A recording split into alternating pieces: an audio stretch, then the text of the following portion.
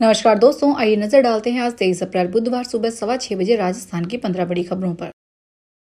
जम्मू कश्मीर में 2019 में पुलवामा अटैक के बाद सबसे बड़ा आतंकी हमला हुआ है। आतंकियों ने मंगलवार को पर्यटकों पर फायरिंग की, जिसमें 26 लोगों की मौत हो गई। मरने वालों में एक इटली और एक इजराइल का पर्यटक और 2 स्थानीय नागरिक शामिल हैं। बाकी पर्यटक गुजरात, महाराष्ट्र, कर्नाटक, तमिलनाडु और ओडिशा के हैं। घटना मंगलवार दोपहर करीब 2:45 बजे पहलगाम की बेरसन घाटी में हुई।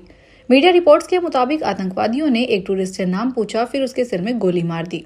इसके बाद दूसरे पर्यटकों पर फायरिंग करते हुए भाग निकले। हमले की जिम्मेदारी लश्कर-ए-तैयबा ने ली है। राजस्थान मुख्यमंत्री भजनलाल शर्मा ने कहा कि राज्य सरकार प्रदेश के कार्मिकों एवं उन पर आश्रित परिवारजनों की सामाजिक एवं आर्थिक सुरक्षा के प्रति संवेदनशील है। हमने कार्मिकों को सुरक्षित भविष्य देने और उनके कल्याण के लिए कई महत्वपूर्ण निर्णय लिए हैं। उन्होंने कहा कि प्रदेश के ऊर्जा तंत्र को सुदृढ़ बनाना और आमजन को निर्बाध विद्युत आपूर्ति सुनिश्चित करना सरकार की प्राथमिकता है। शर्मा मंगलवार को मुख्यमंत्री आवास पर आयोजित भारतीय स्टेट बैंक और विद्युत निगमों के बीच MOU आदान प्रदान तथा ऐप लॉन्चिंग कार्यक्रम को संबोधित कर रहे थे। UPSC ने सिविल सर्विस एग्जाम 2024 का फाइनल रिजल्ट जारी कर दिया है, जिसमें 1009 कैंडिडेट्स का नाम मेरिट लिस्ट में शामिल है। प्रयागराज की शक्ति दुबे ने ऑल इंडिया टॉप किया है। वहीं राजस्थान के कोटपुतली बहरोड के हमीरपुर निवासी उत्कर्ष यादव ने 32वीं रैंक प्राप्त की है। उन्होंने तीसरे प्रयास में सफलता हासिल की है। गौरतलब है कि उत्कर्ष यादव दौसा कलेक्टर देवेंद्र यादव के छोटे भाई हैं। उनके पिता दयाराम यादव रेलवे में कार्यरत है। उत्कर्ष यादव ने IIT रुड़की से कंप्यूटर साइंस में पढ़ाई की, फिर प्राइवेट कंपनी में जॉब किया। कुछ साल से UPSC की तैयारी में लगे हुए थे। प्रधानमंत्री नरेंद्र मोदी सऊदी अरब के 2 दिन के दौरे पर पहुंच गए हैं। उनका प्लेन भारतीय समय के मुताबिक 3:20 पर जिहाद में लैंड हुआ। इससे पहले सऊदी के एयर स्पेस में उनके प्लेन के एंटर होने से सऊदी के लड़ाकू विमानों ने PM मोदी के प्लेन को सुरक्षा मुहैया करवाई। PM के तीसरे कार्यकाल में यह पहली सऊदी यात्रा है। क्राउन प्रिंस मोहम्मद बिन सलमान ने PM मोदी को सऊदी आने का न्योता दिया था। राजस्थान के मुख्यमंत्री भजनलाल शर्मा ने कहा कि अंत्योदय के संकल्प को साकार करने में सहकारिता महत्वपूर्ण भूमिका निभाता है तथा सहकारिता के क्षेत्र को सशक्त बनाना राज्य सरकार की प्राथमिकता है। उन्होंने कहा कि नए कोऑपरेटिव कोड से सहकारी संस्थाओं में पारदर्शिता एवं जवाबदेही को बढ़ावा मिलेगा। साथ ही इस नवीन सहकारिता कोड में आमजन को सहकारी सुविधा एवं जन कल्याणकारी योजनाओं तक सुगम पहुंचने सुनिश्चित करने के लिए विभिन्न प्रावधान किए गए हैं। यह कोड सहकारी समितियों के आधुनिकीकरण की दिशा में व्यापक सुधार लाएगा। कोटा के मेडिकल कॉलेज में बेटे की सर्जरी के बजाय पिता की सर्जरी कर देने के मामले में 5 कर्मचारियों के खिलाफ एक्शन लिया गया है। कमेटी की अंतरिम रिपोर्ट के आधार पर सिक्योरिटी गार्ड और वार्ड बॉय को हटाया गया है। 2 नर्सिंग ऑफिसर को शो कॉज नोटिस दिया गया है। वहीं वेस्कुलर सर्जन डॉक्टर राजेंद्र महावर के खिलाफ कार्रवाई के लिए उच्च अधिकारियों को पत्र लिखा गया है। कमेटी की फाइनल रिपोर्ट आने के बाद आगे की कार्रवाई की जाएगी। 5 दिन पहले बेटे की सर्जरी के लिए ऑपरेशन थिएटर के बाहर खड़े पिता को डॉक्टर ने अंदर बुलाकर एनेस्थीसिया दिया और उनकी भी सर्जरी कर दी।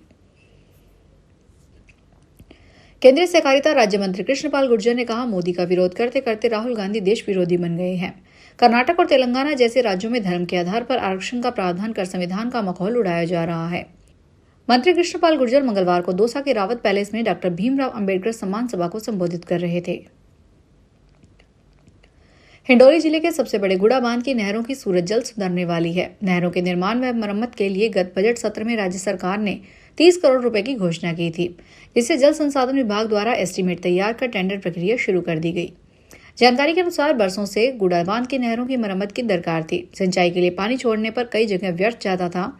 ऐसे में किसानों को टेल पर पानी 28 दिन के बजाय 40 दिन में पहुंचता है। ऐसे में बजट सत्र में राज्य सरकार ने गुड़ा बांध की नहरों के निर्माण कार्य मरम्मत के लिए 30 करोड़ रुपए की घोषणा की थी। बारां शहर के लंका कॉलोनी स्थित रावण चौक में कल शराब ठेकेदार के ऑफिस में हुई लूटपाट के मामले में पुलिस ने 2 आरोपियों को गिरफ्तार कर लिया है। वारदात के बाद पुलिस ने जिले में नाकाबंदी करवा दी है, जिसके बाद ये आरोपी पुलिस की गिरफ्त में आ गए हैं। पुलिस ने मंगलवार को लूट के आरोपी अंकुश शर्मा और राहुल को गिरफ्तार कर न्यायालय में पेश किया, जहां से दोनों आरोपियों को पुलिस रिमांड पर लिया गया है। पुलिस द्वारा मौका वारदात की तस्दीक के लिए दोनों आरोपियों को शहर के प्रताप चौक से मौका मुआयना कराने के लिए शहर में पैदल जुलूस निकाला। इस दौरान आरोपी राहुल को पुलिस ने पापर्दा रखा, जिसकी शिनाख्त परेड कराई जाएगी। चूरू में पेपर लीक के मामले में जांच तेज हो गई है। SOG की टीम मंगलवार को चूरू की पूनिया कॉलोनी पहुंची। टीम ने मुख्य आरोपी यूनिक और पंकज भामू के घर पर नोटिस चस्पा किया। SOG ने स्थानीय लोगों को जानकारी देने के लिए ढोल बजवाकर मुनादी भी करवाई। नोटिस में आरोपी को जयपुर महानगर द्वितीय के मुख्य न्यायिक मजिस्ट्रेट के समक्ष पेश होने के आदेश दिया गया। SOG ने भामू के घर के अलावा सदर थाना और जिला परिषद में भी नोटिस चस्पा किया है। टोंक शहर कोतवाली एवं पुरानी टोंक थाना पुलिस ने संयुक्त रूप से मंगलवार को शहर में 1 दर्जन कैफे पर छापामार कार्रवाई की। इस दौरान अनियमितता पाई जाने पर 6 कैफे के संचालकों को गिरफ्तार किया गया है। कार्रवाई से शहर के कैफे संचालकों में हड़कंप मच गया। कुछ कैफे संचालक तो मौका पाकर भाग गए।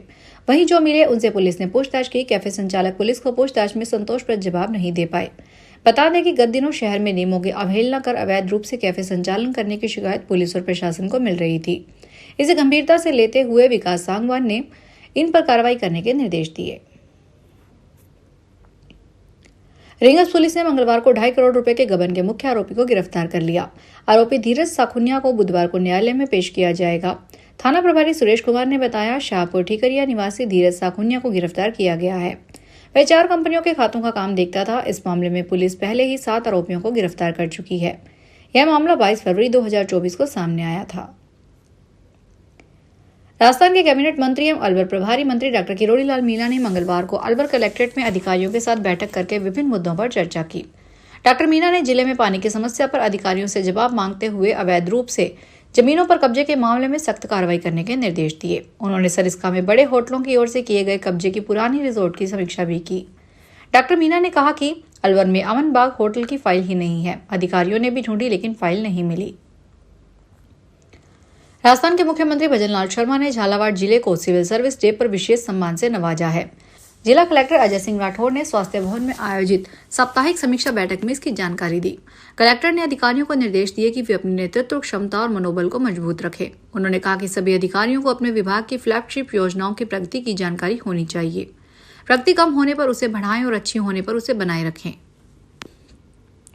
कोटा में जल संसाधन मंत्री सुरेंद्र सिंह रावत ने कोटा दौरे पर हाड़ौती के 4 जिलों के सिंचाई विभाग के अधिकारियों के साथ समीक्षा बैठक की। बैठक में ERCP परवन योजना और ग्रामीण क्षेत्रों में सिंचाई के लिए पानी की उपलब्धता पर विस्तार से चर्चा की गई। मंत्री रावत ने कहा कि सिंचाई की दृष्टि से कोटा संभाग बहुत महत्वपूर्ण है। ERCP की उद्गम स्थल हाड़ौती है और इस योजना का लाभ राजस्थान के 40% लोगों को मिलेगा। फिलहाल के लिए इतना ही। बड़ी खबरों को देखने के लिए चैनल को सब्सक्राइब करें। देखते रहिए SBT न्यूज। धन्यवाद।